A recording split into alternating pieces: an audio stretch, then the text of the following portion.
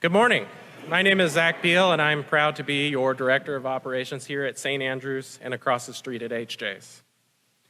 Nearly a year ago, I had a conversation with Father John where we talked about the opportunity for an enhanced role for me at St. Andrews. Father John, with his lens of ministry and my sense of optimism, discussed the opportunity for ministry in this role. I have, over the course of the last 2 years of being at St. Andrews, seen the opportunity for transformational ministry numerous times in myself, in our work with the community, and in the maintenance and repair of this facility. I'd like to share 3 examples of this today.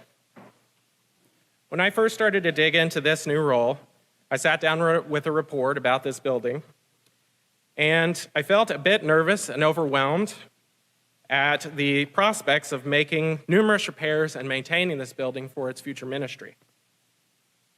However, with the help of the Facilities Commission, we came up with a unique system of considering and prioritizing and bidding out projects here. We call the process the Book of Common Repairs. I have it here. We've already begun using the Book of Common Repairs to plan for the future of this facility. Now, you may at this point be asking yourself, that's great, but where is the ministry in that? Well, as it turns out, we are not alone in our focus on caring for an aging church building. And earlier this year, we were invited by the Consortium of Endowed Episcopal Parishes to share our new process and the resulting Book of Common Repairs with other Episcopal churches in the consortium at their upcoming annual conference in February. This somewhat surprising outcome is just one example of the ministries that come out of creative problem solving we do here at St. Andrews. Yet another example is, as we entered this summer, it became clear that the air conditioning in the nursery, and more importantly in Dr. Tom's office, was not working. We called on a new vendor, and upon him arriving and diagnosing the problem, something unexpected happened. He ended up in Dr. Tom's office and eventually tried out for the choir. While he didn't end up making it into our choir, he did fix the air conditioning and earned a place on our preferred vendor list. A later conversation with this man showed me that we had reignited a passion in him for singing that had lied latent since he was in his church choir as a youth. My last story of unexpected ministry actually comes from HJ's. When we opened HJ's, we had some idea that the art would be part of our ministry in the new building.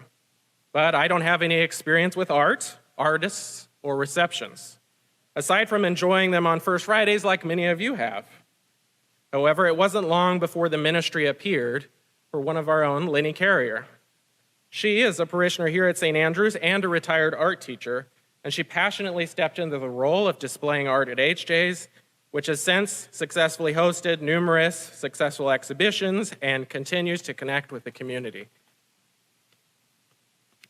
I want to close with a thought, a quote that inspires me on a daily basis from Mark Twain. Often people share this quote with a sense of pessimism. Mark Twain said, "The future doesn't often repeat itself, but it rhymes." And as I look towards challenging opportunities that we face in the future, towards an unknowable ministry at St. Andrews, I look towards the past that has shaped us into the wonderful institution that we are. And I hope you'll join me today and in the future with an optimistic look at what our ministries look like in days to come. Thank you.